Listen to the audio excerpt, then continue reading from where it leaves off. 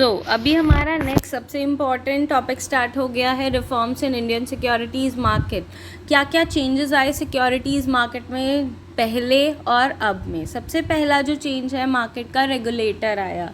अगर हम बात करें एक घर की या एक स्कूल की या एक ऑर्गेनाइजेशन की, अगर वहाँ पर कोई हमें हेड नहीं मिलता है तो क्या होगा, जो हमारे एम्प्लॉयज़ हैं वो क्या करेंगे, अपने अकॉर्डिंग चीज़ों को करने की कोशिश करेंगे। बट अगर वहाँ पर हमारे ऊपर कोई होगा, मतलब अगर कोई हेड होगा जो सब चीज़ों को मैनेज कर रहा है, कोई मैनेजर है, तो वो क्या करेगा, सब चीज़ों को सही तरीके से मैनेज करेगा। और सबको पता होगा कि हाँ भाई, हमारे ऊपर एक सीनियर है जो हमें गाइड कर रहा है, जो हमें हेल्प कर रहा है, जो हमें ऑब्ज़र्व कर रहा है कि हम कुछ गलत तो नहीं कर रहे हैं। तो इसी तरह से सिक्योरिटीज़ मार्केट को भी एक रेगुलेटर की ज़रूरत थी ताकि फेयर डीलिंग हो सके सिक्योरिटीज़ मार्केट में। Securities and exchange board of India SEBI, securities market जो रेगुलेटर है हमारा सिक्योरिटीज़ मार्केट का, इस्टेब्लिश हुआ सेबी एक्ट 1992 में। इसका जो मेन ऑब्जेक्टिव और रिस्पॉन्सिबिलिटी है वो क्या है, प्रोटेक्ट करना interest of investor in securities, then promote करना, डेवलपमेंट करना सिक्योरिटीज़ मार्केट की, और रेगुलेट करना सिक्योरिटीज़ मार्केट को। नेक्स्ट इसका जो इम्पोर्टेंट पॉइंट है वो है स्क्रीन बेस्ड ट्रेडिंग। जब NSE नहीं था तो ट्रेडिंग जो होती थी वो ओपन आउटक्राई सिस्टम से होती थी। वो बहुत ज़्यादा इनएफिशिएंट थी, टाइम कंज्यूमिंग थी और इनेबिलिटी थी कि मतलब कितने ऑर्डर्स को मैच करें फटाफट से, कितने ट्रेड्स रिकॉर्ड कर पाएँ। लोग ऐसे चिल्ला रहे होते थे, इतने ऑर्डर्स, 500 शेयर्स का ऑर्डर है, इस कंपनी का है। तो वो सब चीज़ों को, वो सब प्रॉब्लम्स को सॉल्व करने के लिए, एफिशिएंसी लाने के लिए, लिक्विडिटी लाने के लिए, ट्रांसपेरेंसी लाने के लिए NSE ने इंट्रोड्यूस करा nation wide online fully automated screen based system SBTS, जिसका नाम है CM सेगमेंट में November 3, 1994 में। Now comes reduction of trading cycle. Trading cycle का मतलब है कि वेबसाइट को यूज़ करना, डिलीवरी लेना, पेमेंट करना, और सेम होगा हमारा फाइनेंशियल मार्केट के केस में, एक्सचेंज ऐसे ही होता है। ठीक है, ये क्यों करा जाता है, सिक्योरिटीज़ और फंड में डिलीवरीज प्रॉपरली हो जाए, रिस्क कम हो जाए, ताकि बायर और सेलर जो है वो कोई डिफ़ॉल्ट ना करे पेमेंट में। ठीक है, पहले जो था ये ट्रेडिंग साइकिल वो 14 to 30 डेज़ का था, और जो सेटलमेंट थी उसमें फोर्टनाइट लग जाती थी। ठीक है, नाउ अब क्या है, दिसंबर 2001 से ये हमारा रोलिंग सेटलमेंट आ गया, जिसमें पहले हमारा जो पीरियड है वो हुआ T+5, देन हमारा T+3 हुआ, फिर अप्रैल 2003 से T+2 हो गया। देन अभी जो है T+2 का मतलब जो था वो हमारा 2 वर्किंग डेज़ लगते थे, बट अभी जो प्रेजेंटली चल रहा है हमारा वो है T+1।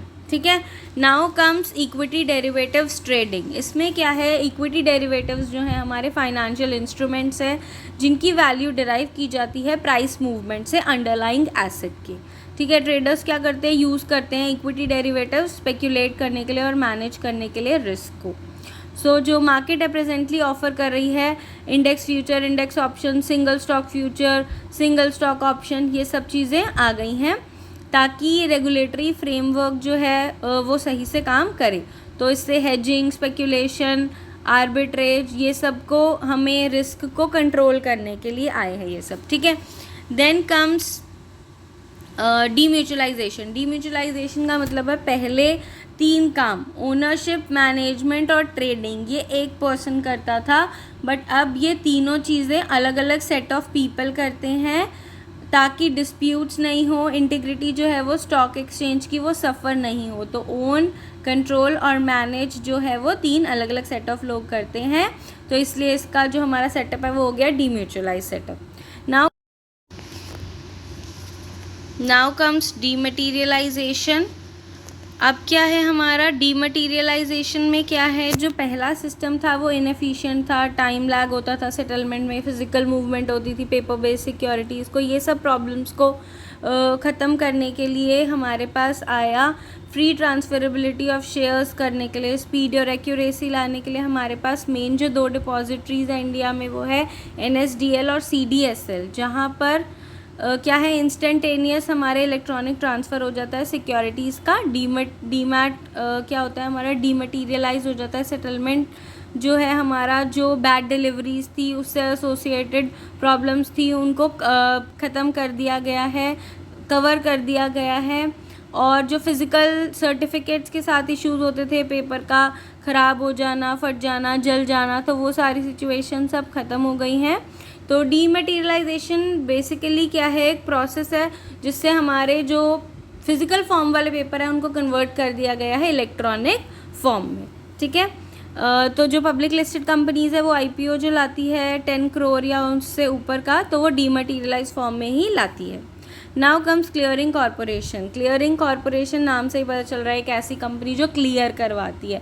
तो NSE ने पहला क्लियरिंग कॉरपोरेशन सेटअप किया था, national securities clearing corporation limited, which commences its operations, जिसे स्टार्ट करा था अप्रैल 1996 में, ताकि हमारे जो भी क्रेडिट रिस्क है काउंटर पार्टी का उसको कवर कर दिया जाए। Now investor protection. Investor education and protection fund आया, जो अक्टूबर में आया हमारा 2001 में। सेंट्रल गवर्नमेंट ने इस्टेब्लिश किया इन्वेस्टर के इंटरेस्ट को प्रोटेक्ट करने के लिए, उन्हें अवेयरनेस उनके लिए क्रिएट करने के लिए। सिमिलर ऑब्जेक्टिव क्या था इनका कि इन्वेस्टर के क्लेम्स को ध्यान में रखना, इन्वेस्टर के ग्रीवेंसेस को सॉर्ट आउट करना, उनको अवेयर करना, ठीक है। तो ये सब काम इसका था। नाउ ग्लोबलाइजेशन हुई, इंडियन कंपनीज़ को परमिट किया गया कि वो रिसोर्सेज रेज कर सकते हैं बाहर से, ओवरसीज से, ADR, GDR, FCCB, ECBs ये सब इशू करके। देन क्या हो गया, इससे हमारा जो हम एक्सेसिबल हैं, जो इंडियन एक्सचेंज है, कहीं से भी ट्रेड करने के लिए anywhere in the world. Now comes VIX, launch of India VIX2। ये बहुत ज़्यादा इम्पॉर्टेंट टॉपिक है। वॉलेटिलिटी इंडेक्स जिसे कहते हैं, ये मेजर है मार्केट की एक्सपेक्टेशंस देखना वॉलेटिलिटी की नियर टर्म में, कि कितने अमाउंट से अंडरलाइंग एसेट जो है वो फ्लक्चुएट हो रहा है नियर टर्म में ऑर्डर बुक में हमारी अंडरलाइंग इंडेक्स ऑप्शंस में, ठीक है। नाउ कम्स, ये क्या है हमारा डायरेक्ट मार्केट एक्सेस। इसमें क्या है, ब्रोकर को अलाउ किया जाता है कि वो ऑफ़र करे, अपने क्लाइंट को डायरेक्ट एक्सेस मिल जाता है एक्सचेंज ट्रेडिंग सिस्टम का। अप्रैल 2008 में सेबी ने अलाउ करा direct market access facility institutional investors के लिए। Now comes launch of securities lending and borrowing scheme. पहले क्या होता था, जैसे नॉर्मल मार्केट में हम लेंडिंग बोरोइंग चलती है, वैसे सिक्योरिटीज़ मार्केट में भी लेंडिंग एंड बोरोइंग स्कीम आ गई है अप्रैल 2008 से। इससे क्या है, शॉर्ट पोजीशंस ले सकते हैं लोग कम कॉस्ट में। नाउ ASBA, ये बहुत इंपॉर्टेंट है। Application supported by blocked amount. इसमें क्या होता है, एक इन्वेस्टर अप्लाई जब करता है राइट इशू में, IPO में, FPO में, कोई पेमेंट नहीं करेगा, इसके बदले क्या होगा, उसके ही अकाउंट में कुछ अमाउंट जो है वो ब्लॉक हो जाएगा। जितने शेयर्स उसको अलॉट होंगे उसके अकॉर्डिंग उसके अकाउंट से अमाउंट जो है वो डिडक्ट हो जाएगा। Now comes launch of interest rate futures. ये क्या है, हमारे एक कॉन्ट्रैक्ट है बायर और सेलर के बीच में, वो एक फ्यूचर की डिलीवरी के लिए अग्री करते हैं। तो अगस्त 31, 2009 में ये हमारा लॉन्च हुआ। इसमें क्या है, ये आ गए हमारे बायर और सेलर जो हैं वो अलाउड हैं लॉक इन करने के लिए प्राइस जो है हमारा इंटरेस्ट बेयरिंग एसेट का फ्यूचर डेट के लिए। Then comes issue of capital and disclosure requirement ICDR regulations 2009 अगस्त को सेबी ने इशू करा ICDR रेगुलेशंस 2009 और रिप्लेस कर दिया disclosure and investor protection DIP guidelines. इससे क्या है, इसमें हमारे सारे डिस्क्लोजर नॉर्म्स हैं जो भी सिक्योरिटीज़ से रिलेटेड है, इशू ऑफ सिक्योरिटीज़ से। अब आते हैं हमारा स्टॉक ब्रोकर कौन है, इंटरमीडियरी है जो अरेंज करता है बाय और सेल करने के लिए सिक्योरिटीज़ को हेल्प करता है, ठीक है। नाउ सेबी ने क्या करा है, रेगुलेशंस में हमारी 1992 वाली बता दिया है कि स्टॉक ब्रोकर कौन होगा, मेंबर होगा जिसके पास एक सर्टिफिकेट होना चाहिए रजिस्ट्रेशन का, जो सेबी देगा तभी वो सिक्योरिटीज़ में बाय सेल और डील कर पाएगा। सेबी जो है वो सर्टिफिकेट कब देता है, जब स्टॉक ब्रोकर के पास मेंबरशिप होगी, स्टॉक एक्सचेंज की रूल्स और रेगुलेशंस को फॉलो कर रहा है, वो प्रायर परमिशन लेगा सेबी से बाय और सेल करने से, देन फीस पे करेगा और जो भी नेसेसरी स्टेप्स हैं इन्वेस्टर के वो सेबी को इन्फॉर्म करेगा 30 डेज़ के अंदर, 1 मंथ के अंदर, डेट ऑफ रिसीट जब उसकी कंप्लेंट आई है तब। और सेबी जो है वो चेक करेगा तभी स्टॉक ब्रोकर को ग्रांट करेगा रजिस्ट्रेशन। क्या क्या चीज़ें चेक करेगा कि वो स्टॉक ब्रोकर जो है, मतलब जो हमारा मेंबर है वो एलिजिबल है मेंबर बनने के लिए स्टॉक एक्सचेंज का, उसके पास नेसेसरी इंफ्रास्ट्रक्चर है, office space, equipment, man power, ये सारी चीज़ें, उसके पास पास्ट एक्सपीरियंस है बाइंग और सेलिंग का, और उसके पास डिसिप्लिनरी प्रोसीडिंग्स है, रूल्स और रेगुलेशंस वो फॉलो कर रहा है। तो ये सारी चीज़ें अगर चेक करेगा तभी सेबी उसको सर्टिफिकेट ऑफ रजिस्ट्रेशन देगा। नाउ कम्स एनएससी की मेंबरशिप। एनएससी की मेंबरशिप में ज़्यादा कोई एंट्री एग्ज़िट बैरियर्स नहीं हैं, कोई भी इसमें मेंबर बन सकता है और जो भी गाइडलाइंस है सेबी की उनको फॉलो करके, ठीक है। नाउ इसमें जो बेनिफिट्स हैं वो क्या मिलते हैं, नेशन वाइड हम कहीं पर भी ट्रेडिंग कर सकते हैं, फेयर है, एफिशिएंट है, ट्रांसपेरेंट है, मॉडर्न टेक्नोलॉजी को यूज़ करता है, इलेक्ट्रॉनिक ट्रेडिंग सिस्टम है, और स्ट्रिक्ट हमारे स्टैंडर्ड्स बने हुए ट्रेडिंग और सेटलमेंट के उन्हें फॉलो किया जाता है। अभी न्यू मेंबरशिप मैं इसमें कवर नहीं कर रही हूँ, ये एग्ज़ाम पॉइंट ऑफ व्यू से मैं कम ही टॉपिक्स ले रही हूँ, ये भी नहीं ले रही हूँ मैं नेक्स्ट वीडियो में कवर कर दूँगी। ये काफ़ी इंपॉर्टेंट है हमारा admission procedure for new membership, ठीक है। इसमें क्या है, एप्लीकेंट्स को क्या करना होता है, एक एप्लीकेशन फॉर्म सबमिट करना होता है एक फॉर्मेट में, जो भी डॉक्यूमेंट्स मांगे हैं वो दे दो एक्सचेंज को। फिर जो एप्लीकेशन है न्यू मेंबरशिप की उसे फॉरवर्ड किया जाएगा एमआरसी के पास, that is membership recommendation committee के पास।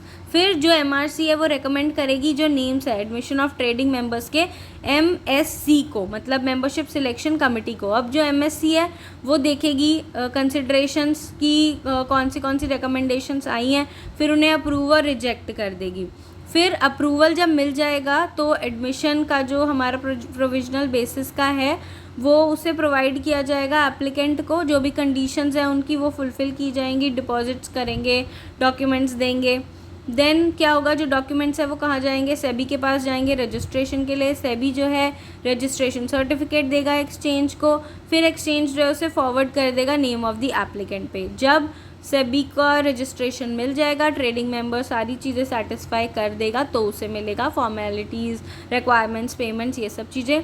अब जो है ट्रेडिंग मेंबर एनेबल हो चुका है ट्रेड करने के लिए नीट सिस्टम पर। Now comes surrender of trading membership, ये भी मैं अभी नहीं कवर कर रही हूँ। नेक्स्ट टॉपिक है हमारा सस्पेंशन, ये भी काफ़ी इंपॉर्टेंट है। सस्पेंशन अगर हम बात करें कि स्कूल से बच्चों को सस्पेंड कब किया जाता है, जब वो कुछ गलत काम करते हैं। वैसे ही हमारा सिक्योरिटी मार्केट में क्या होगा, अगर जो हमारा ट्रेडिंग मेंबर है वो कुछ गलत करेगा तो उसे सिक्योरिटीज़ मार्केट से सस्पेंड कर दिया जाएगा। तो सबसे पहला केस कौन सा है हमारा, मिसकंडक्ट, कुछ फ्रॉड करता है, कुछ फ्रॉड्यूलेंट एक्ट कर देता है, ठीक है। देन हमारी कोई भी सब्सक्रिप्शन फ़ी नहीं पे कर रहा है, कोई गलत काम कर रहा है, तो हमारे ये सारे आ जाएंगे मिसकंडक्ट में। फिर अनबिजनेस लाइक कंडक्ट, कोई बिजनेस वाला कंडक्ट नहीं कर रहा है, डिसऑनर्ड चेक ले आया, मार्केट में रूमर सर्कुलेट कर रहा है, ठीक है। ट्रांजैक्शंस जो है वो फिक्टिशियस नेम से कर रहा है, मार्केट मैनिपुलेशन कर रहा है, ठीक है। अनप्रोफेशनल कंडक्ट कर रहा है, मतलब कि हमारी मार्जिन रिक्वायरमेंट पूरी नहीं कर रहा है, इवेजन कर रहा है, उनसे बच रहा है, ब्रोकरेज चार्जेस से इवेजन कर रहा है, ठीक है। तो बेसिकली ये सारी चीज़ें हमारी इसमें आती हैं। फिर ट्रेडिंग मेंबर की रिस्पॉन्सिबिलिटी जो है उसे फुलफ़िल नहीं कर रहा है, ठीक है, उसमें ओमिशंस कर रहा है, तो ये हमारा क्या है, ये भी एक रीज़न है सस्पेंड करने का, ठीक है। और फिर है हमारा कि फेलियर, वो मार्जिन डिपॉजिट नहीं प्रोवाइड कर पा रहा है, कैपिटल एडिक्वेसी रिक्वायरमेंट्स को पूरा नहीं कर पा रहा है, उस केस में उसे सस्पेंड किया जाएगा, ठीक है। देन प्री जुडिशियल बिजनेस है, अगर कोई मतलब वो सही तरीके से अपने बिज़नेस को कुछ डीमोरलाइजेशन कर रहा है, रिफ्लेक्ट कुछ और कर रहा है, फेयरली नहीं कर रहा है, उस केस में हमारा हो जाएगा सस्पेंड बिज़नेस, ठीक है। फिर अनवारंटेबल बिज़नेस कैरी कर रहा है, उस केस में उसे ये कर देंगे सस्पेंड। देन फाइनेंशियल कंडीशंस उसकी सेटिस्फैक्ट्री नहीं है, उस केस में करेंगे, ठीक है। तो ये हमारे इम्पोर्टेंट टॉपिक्स थे जो मैंने कवर किए हैं। सब ब्रोकर कौन होता है, जो स्टॉक ब्रोकर और क्लाइंट के बीच में एक इंटरमीडियरी होता है, ये भी एक्सप्लेन करूँगी मैं नेक्स्ट वीडियो में। अभी मैं सिर्फ इम्पॉर्टेंट टॉपिक्स ले रही हूँ जो एग्ज़ाम पॉइंट ऑफ व्यू से हैं हमारे। बाकी मैं नेक्स्ट टाइम कवर करूँगी। यूनिक क्लाइंट कोड, ये भी काफ़ी इंपॉर्टेंट है। सेबी ने क्या किया है, मैंडेटरी कर दिया है ट्रेडिंग मेंबर्स और ब्रोकर्स के लिए यूनिक क्लाइंट कोड यूज़ करना। ब्रोकर ने क्या किया है, उसको क्या करना होता है, कलेक्ट करना होता है, मेंटेन करना होता है permanent account number, that is PAN, allotted by, जो इनकम टैक्स डिपार्टमेंट ने सभी क्लाइंट्स को दिया हुआ है। तो फिर क्या करते हैं ब्रोकर्स, उसको वेरीफाई करते हैं डॉक्यूमेंट्स को, ठीक है, उनके क्लाइंट यूनिक कोड से, फिर उसकी कॉपी रखते हैं अपने पास, फिर पैन और यूसीसी जो है उन्हें प्रोवाइड कर देते हैं स्टॉक एक्सचेंज को, क्लियरिंग कॉरपोरेशन को, और ये जो डिटेल्स है अपडेट कर देते हैं before placing order for the client. और क्लाइंट से ऑर्डर प्लेस करने से पहले इन सब चीज़ों को चेक कर देते हैं, अपडेट कर देते हैं। स्टॉक एक्सचेंजेस को रिक्वायर्ड है वो मेंटेन करे डेटाबेस जो है, मतलब सारे हमारे क्लाइंट्स का जो भी सबमिट करते हैं ब्रोकर्स, ये भी काफ़ी इंपॉर्टेंट है, इसे अच्छे से कर लीजिए। नाउ सब ब्रोकर की एलिजिबिलिटी, रजिस्ट्रेशन, ये हम बाद में कवर करेंगे। Execution of order, contract note, ये क्लास 10th और 11th में भी पढ़ा है हमने, बहुत ज़्यादा इंपॉर्टेंट है। जैसे हम नॉर्मल मार्केट में जाते हैं, कुछ परचेजिंग करते हैं तो हमें बिल मिलता है, ठीक है, तो वैसे ही सिक्योरिटीज़ मार्केट में बिल का दूसरा नाम है कॉन्ट्रैक्ट नोट। ये क्या है, कंफर्मेशन है कि ट्रेड हो गया है हमारा, ठीक है, एक पर्टिकुलर टाइम पे किस एक पर्टिकुलर क्लाइंट का, उसमें सब address, order number, trade number, order time, trade time, security name, quantity, trade price, brokerage, settlement number, सब कुछ लिखा जाता है और 24 आवर्स के अंदर क्लाइंट को मिल जाता है। और ये हमारा ट्रेडिंग मेंबर का साइन इसमें होना चाहिए, प्रिस्क्राइब्ड फॉर्मेट में होना चाहिए, स्टैम्प ड्यूटी पे करी जाती है इसमें, और सारी चीज़ें अच्छे से नोट करी जाती हैं, ठीक है। और आई थिंक सो मैंने सारे इम्पोर्टेंट टॉपिक्स कवर कर दिए हैं, कॉन्ट्रैक्ट नोट हो गया है। तो फिर मिलेंगे हम नेक्स्ट वीडियो में। अभी इस वीडियो में जितना भी मैंने कराया इसे अच्छे से पढ़ लीजिए, तो आपका एग्ज़ाम जो है वो काफ़ी अच्छा जाने वाला है। सभी स्कूल्स के बच्चों के लिए मैंने ये बनाई है। Thank you. अगर आपको मेरी वीडियो अच्छी लगी तो मेरे चैनल को लाइक, शेयर और सब्सक्राइब ज़रूर करें।